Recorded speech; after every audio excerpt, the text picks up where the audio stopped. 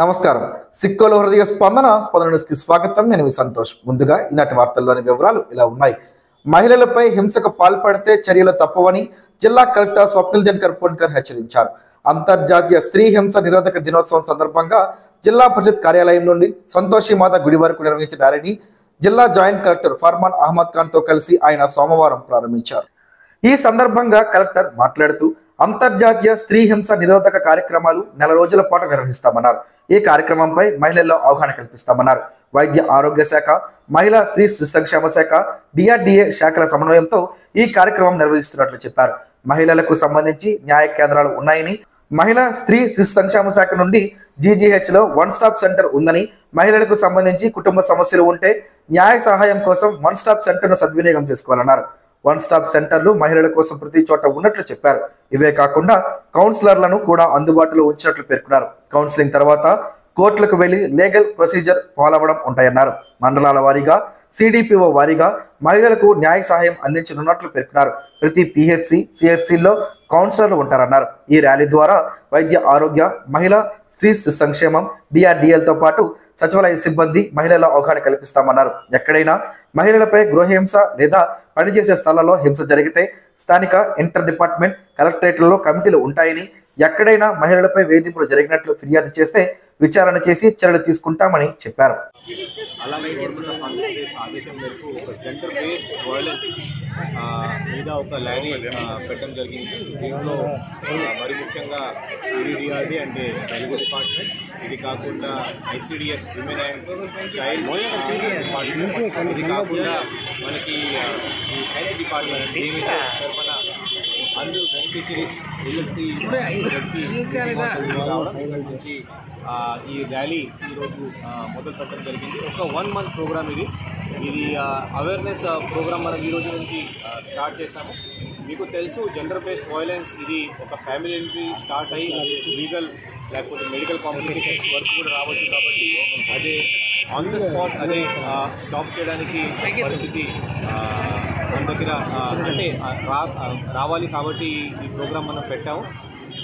మనకి legal options ప్రతి ఒక్క చోట్ల ఉన్నాయి. దీని మీద కూడా ఒక అవేర్నెస్ పెరగాలి. పర్టికులర్గా వన్ స్టాప్ సెంటర్ మన ఐసిడిఎస్ డిపార్ట్మెంట్ నుంచి మన శ్రీకాకుళం జిల్లాలో జిల్లా వ్యాప్తంగా మనం పెట్టాము. ఇది కాకుండా కౌన్సిలర్స్ కూడా మన దగ్గర ఉన్నారు. జెండర్ బేస్డ్ వైలెన్స్ ఒకవేళ జరిగితే దీంట్లో కౌన్సిలింగ్ తర్వాత కోర్టు దగ్గర వెళ్దాం.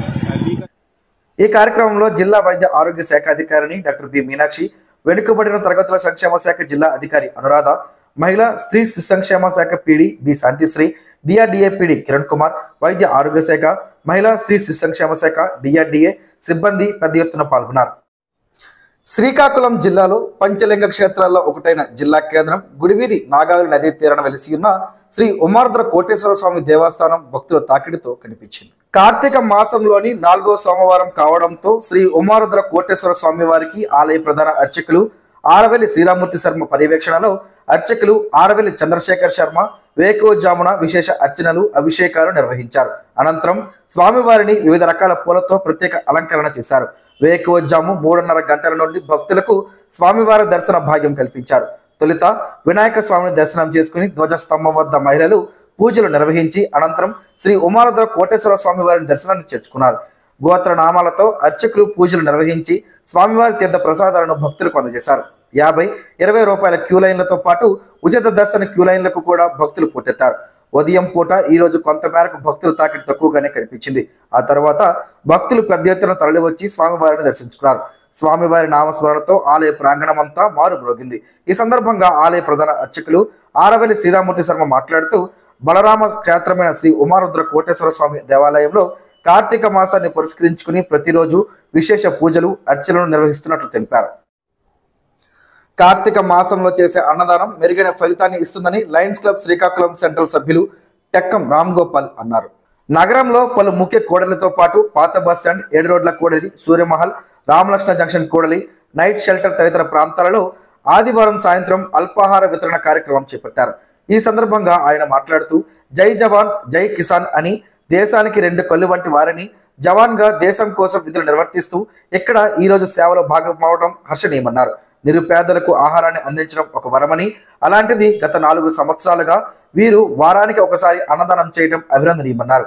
ఈ కార్యక్రమంలో ఉర్లం శివతేజ, డాక్టర్ పైడి ప్రదీప్, నంది ఉమాశంకర్, పొడుగు చరణ్, జాడ సాయి తదితరులు పాల్గొన్నారు. శ్రీకాకుళం రూరల్ మండలం కిష్టపేట గ్రామంలో వెలిసిన శ్రీ పార్వతీ కైలాసేశ్వర ఆలయంలో సోమవారం భక్తులతో కిటకిటలాడింది. కార్తీక మాసం చివరి సోమవారం కావడంతో ఎమ్మెల్యే గొండు శంకర్, స్వాతి దంపతులు ఉదయం 4 గంటలకే ఆలయానికి చేరుకుని స్వామివారికి ప్రత్యేక పూజలు, అభిషేకాలు, యాగం నిర్వహించారు. ఈ సందర్భంగా ఎమ్మెల్యే శంకర్ మాట్లాడుతూ శివపార్వతులే ఆది దంపతులని, కార్తీక మాసంలో వారిని భక్తి శ్రద్ధలతో కొలిచిన వారికి సకల శుభాలు కలుగుతాయని చెప్పారు. నియోజకవర్గ ప్రజలకు మంచి జరగాలని ఆకాంక్షిస్తూ పూజా కార్యక్రమాలు నిర్వహించినట్లు ఎమ్మెల్యే పేర్కొన్నారు. త్రిమూర్తులలో గాని మిగిలిన దేవతామూర్తులలో ఆ సదాశివుడు అత్యంత సాధారణ భోలా శంకరుడిగా ప్రసిద్ధి గాంచారని ఎమ్మెల్యే వివరించారు. ఆలయానికి రూరల్ మండలంతో పాటు శ్రీకాకుళం నగరం నుంచి వేలాదిగా భక్తులు చేరుకుని శ్రీ పార్వతీ కైలాసేశ్వర స్వామికి ప్రత్యేక పూజలు నిర్వహిస్తున్నారని ఆలయ అర్చకులు వివరించారు.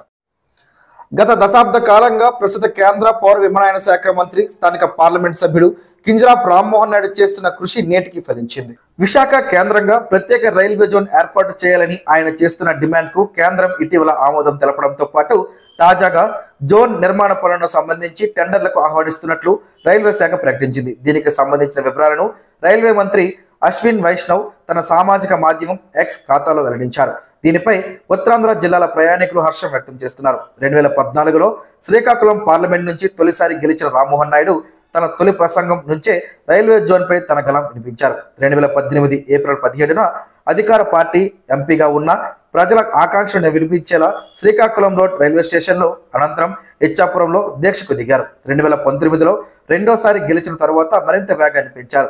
ఒకవైపు పార్లమెంట్లో పోరాడుతూనే రైల్వే డివిజన్ బోర్డు సమావేశాల్లో విశాఖ రైల్వే జోన్ ప్రాధాన్యతను తెలియజేస్తూ వచ్చారు. గత 10 ఏళ్లుగా రైల్వే మంత్రులతో నిరంతరం సంప్రదింపులు జరుపుతూనే ఉన్నారు. ఫలితంగా కేంద్ర ప్రభుత్వం జోన్ ఏర్పాటుకు గ్రీన్ సిగ్నల్ ఇవ్వడంతో పాటు దీనికి సంబంధించిన నిర్మాణ పనులకు 149 కోట్లతో టెండర్లు ఆహ్వానించారు. దీనిపై కేంద్ర పౌర విమానయాన శాఖ మంత్రి రామ్మోహన్ నాయుడు స్పందించారు. ఉత్తరాంధ్ర ప్రజల చిరకాల డిమాండ్ను నెరవేర్చడంలో కేంద్రం చర్యను స్వాగతించారు. కేంద్ర రాష్ట్ర ప్రభుత్వాల సమన్వయంతో వేగవంతంగా పనులు పూర్తి చేసి ప్రయాణికులకు అంకితం ఇస్తామని వెల్లడించారు. ఫీజు రియంబర్స్మెంట్ సమస్యల కారణంగా ఏ విద్యార్థికి హాల్ టికెట్ల నిరాకరించడం, తరగతులకు లేదా ప్రాక్టికల్ పరీక్షలకు హాజరు కాకుండా నిరోధించడం చేయరాదని జిల్లా కలెక్టర్ స్వప్నిల్ దినకర్ పొన్కర్ సంబంధిత వర్గాలకు ఆదేశించారు. ఈ మేరకు ఆయన ఒక ప్రకటన విడుదల చేశారు. జిల్లాలో ఏ కళాశాలలో అయినా post matric scholarship fee reimbursement జరగలేదనే కారణంతో విద్యార్థులకు హాల్ టికెట్లు నిరాకరించడం, తరగతులకు లేదా ప్రాక్టికల్ పరీక్షలకు హాజరు కాకుండా నిరోధిస్తే సంబంధిత కళాశాలలపై కఠిన చర్యలు తీసుకుంటామని హెచ్చరించారు. కళాశాల ఫీజు చెల్లించకపోవడం వల్ల కొంతమంది పోస్ట్ మెట్రిక్ కళాశాల ప్రిన్సిపాల్స్ విద్యార్థులకు సర్టిఫికేట్లను ఇవ్వకపోవడం, వారిని పరీక్షలను రాయనివ్వకపోవడం జరుగుతున్న విషయం తమ దృష్టికి వచ్చిందన్నారు. కోర్సు పూర్తయిన విద్యార్థుల సర్టిఫికేట్లను వారికి ఇవ్వకుండా అట్టి పెట్టుకోవడం చేయకూడదని ప్రభుత్వం మార్గదర్శకాలు ఇచ్చిందని, ఎవరైనా కళాశాలల ప్రిన్సిపల్స్ విద్యార్థుల సర్టిఫికేట్లను హోల్డ్ చేయడం చేస్తే సంబంధిత కళాశాలను బ్లాక్ లిస్టులో పెట్టడం, వారిపై కఠిన చర్యలు తీసుకోవడం జరుగుతుందన్నారు. ప్రభుత్వం ఫీజును కళాశాలల అకౌంట్లోకి జమ చేయడం జరుగుతుందని ప్రకటించడం జరిగిందని, కళాశాలకు రావాల్సిన బకాయిలు ప్రభుత్వం చెల్లించడం జరుగుతుందన్నారు. ఏ కళాశాలలోనూ విద్యార్థులను ఎటువంటి ఇబ్బందులు పెట్టరాదని సూచించారు. అరసవెల్లి ధరలో గల శ్రీ రమ్య తిరుమల ఆలయంలో ఈ నెల 26వ తేదీ మంగళవారం ఏకాదశిని పురస్కరించుకొని ఉదయం 6:30 నుండి 8:30 వరకు స్వామివారికి పంచామృత అభిషేకంను నిర్వహించనున్నట్లు ఆలయ ప్రధాన అర్చకులు కరిరంగనాథ వేణుమాధవాచార్యులు తెలిపారు. ఈ మేరకు ఆయన ఒక ప్రకటన విడుదల చేశారు. ఏకాదశిని పురస్కరించుకుని మంగళవారం అభిషేకంతో పాటు అర్చన, అలంకారం కూడా జరుగుతుందని చెప్పారు. అలాగే బుధవారం బహుళ ద్వాదశిని సందర్భంగా మధ్యాహ్నం 1 గంటకు అన్న ప్రసాద వితరణ కార్యక్రమం జరగనుందని, ఈ కార్యక్రమంలో భక్తులు పాల్గొని స్వామివారి ప్రసాదాన్ని స్వీకరించాలని ఆయన కోరారు. ప్రజా సమస్యల పరిష్కారమే తమ లక్ష్యమని శ్రీకాకుళం ఎమ్మెల్యే గొండు శంకర్ అన్నారు. నగరంలోని విశాఖ ఏ కాలనీలో ఉన్న ఎమ్మెల్యే కార్యాలయంలో సోమవారం ఆయన ప్రజల నుంచి విడతలను స్వీకరించారు. ఈ సందర్భంగా ఎమ్మెల్యే శంకర్ మాట్లాడుతూ ప్రజల నుంచి పింఛన్లు, గృహాల కోసం డ్రైన్లు, రోడ్ల నిర్మాణం కోసం విడతలు పెద్ద ఎత్తున అందుతున్నాయన్నారు. గత ప్రభుత్వంలో కనీస మౌలిక సదుపాయాలు కూడా కల్పించకపోవడంతో డివిజన్లలో ఎక్కడి సమస్యలు అక్కడే పేరుకుపోయాయన్నారు. ప్రజలకు సకాలంలో త్రాగునీరు అందే పరిస్థితి కూడా గతంలో ఉండేది కాదని చెప్పారు. కూటమి ప్రభుత్వం ఏర్పడిన తర్వాత ప్రజల నుంచి సమస్యలపై విడతలు స్వీకరించడం జరుగుతుందని, త్వరలోనే వీటి పరిష్కారానికి పూర్తి స్థాయిలో చర్యలు చేపడతామని వివరించారు. మహిళల నుంచి అధిక సంఖ్యలో విడతలు అందుతున్నాయన్నారు. ఈ కార్యక్రమంలో టీడీపీ నాయకులు, కార్యకర్తలు, ప్రజలు అధిక సంఖ్యలో పాల్గొన్నారు. శ్రీకాకుళం జిల్లా టెక్కలి నియోజకవర్గం నిమ్మడ క్యాంపు కార్యాలయంలో సోమవారం ప్రజల నుంచి మంత్రి కింజరాపు అచ్చెన్నాయుడు వినతులను స్వీకరించారు. ప్రజల సమస్యల పరిష్కారానికి ప్రత్యేకంగా కృషి చేస్తామని మంత్రి అచ్చెన్నాయుడు తెలిపారు. గ్రామాల్లో సీసీ రహదారుల నిర్మాణం కోసం ప్రభుత్వం నిధులు మంజూరు చేసిన నేపథ్యంలో త్వరితగతిన పనులు పూర్తి చేయాలని నాయకులకు, అధికారులకు సూచించారు. ఉద్యోగ, ఉపాధి అవకాశాలు కల్పించాలని ప్రజల వినతులు అందజేశారని, అందుకు తగ్గ చర్యలు చేపడతామని మంత్రి తెలిపారు. మౌలిక సదుపాయాలు కల్పించేందుకు తొలి ప్రాధాన్యత ఇస్తున్నట్టు తెలిపారు. అనంతరం అంబేద్కర్ యూనివర్సిటీలో నూతనంగా నిర్మించిన పరిపాలనా భవన ప్రారంభోత్సవానికి రావాలని మంత్రికి VCKR రజని, రిజిస్ట్రార్ సుజాతలు ఆహ్వానించారు. అర్జీల పరిష్కారానికి చర్యలు చేపట్టాలని జిల్లా కలెక్టర్ స్వప్నిల్ దినకర్ పొన్కర్ సంబంధిత శాఖ అధికారులకు ఆదేశించారు. సోమవారం జిల్లా పరిషత్ సమావేశ మందిరంలో నిర్వహించిన ప్రజా ఫిర్యాదుల నమోదు మరియు పరిష్కార వేదికలో జిల్లా కలెక్టర్తో పాటు జిల్లా జాయింట్ కలెక్టర్ ఫర్మాన్ అహ్మద్ ఖాన్ తో కలిసి అర్జీలను స్వీకరించారు. అర్జీలపై సంబంధిత శాఖ అధికారులు బాధ్యతతో పరిష్కరించాలని, వచ్చిన ఫిర్యాదులే మరలా రాకుండా చూసుకోవాలని కలెక్టర్ అధికారులకు సూచించారు. అర్జీల స్వీకరణలో జిల్లా రెవెన్యూ అధికారి ఎం Venkateswararao, DRDAPD Kiran Kumar, ZPCEO LNV Sridhar రాజు ఉన్నారు. ఈ కార్యక్రమంలో ఆయా శాఖలకు సంబంధించిన జిల్లా అధికారులు, కలెక్టరేట్ AO సూర్యనారాయణ తదితరులు ఉన్నారు. బొంతల కోడూరులోని శ్రీ శ్రీ శ్రీ మీనాక్షి సమేత సోమసుందరేశ్వర ఆలయంలో సోమవారం ఉదయం 6 గంటలకు అఖండ భజన కార్యక్రమంను ఆలయ కమిటీ ఆధ్వర్యాన్ని ప్రారంభించారు. ఏకాహం కార్యక్రమం మంగళవారం ఉదయం 6 గంటల వరకు జరుగుతుందని ఆలయ ప్రధాన అర్చకులు రేజేటి రామచంద్రరావు, ఆలయ ధర్మకర్త సాధు బసవరాజు తెలిపారు. ఏకాహం అనంతరం స్వామివారి తిరువీధి మహోత్సవ కార్యక్రమం జరుగుతుందని చెప్పారు. భక్తులందరూ ఈ కార్యక్రమంలో పాల్గొని స్వామివారి కృపా కటాక్షాలు పొందాలని వారు ఆకాంక్షించారు.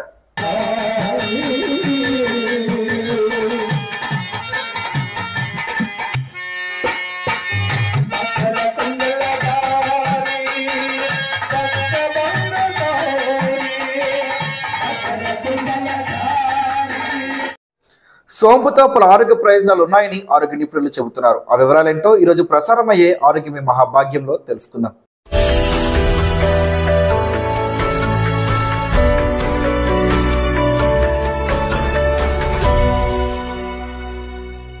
దాదాపు అందరి ఇళ్లలోనూ సోంపు ఉంటుంది.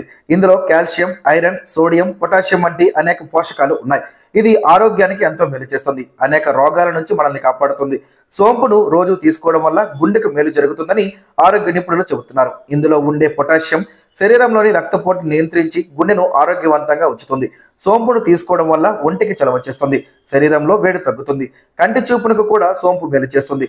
దృష్టి లోపాలను తగ్గిస్తుంది. సోంపులో ఫైబర్ ఎక్కువగా ఉంటుంది. ఫైబర్ అధికంగా ఉండే పదార్థాలను తింటే స్థూలకాయ సమస్య తగ్గుతుందన్న విషయం తెలిసిందే. ఉదర సంబంధ సమస్యలు తగ్గిస్తుంది. ఎవరైనా నోటి దుర్వాసనతో ఇబ్బంది పడుతున్నట్లయితే సోంపు తినాలి. అది మౌత్ ఫ్రెషనర్ గా పనిచేస్తుంది. శరీరంలో రోగ నిరోధక శక్తిని పెంచి అనేక రోగాలను దూరం చేస్తుంది. మీకు మతిమరుపు సమస్య ఉంటే బాదం, సోంపు, చక్కెరను సమాన పరిమాణంలో తీసుకుని పొడి చేసుకోవాలి. దానిని భోజనం తర్వాత 1 టీ స్పూన్ తినాలి. ఇలా చేస్తే మీ జ్ఞాపక శక్తి పెరుగుతుంది. ఏదైనా మితంగా వాడితేనే ఫలితం ఉంటుంది.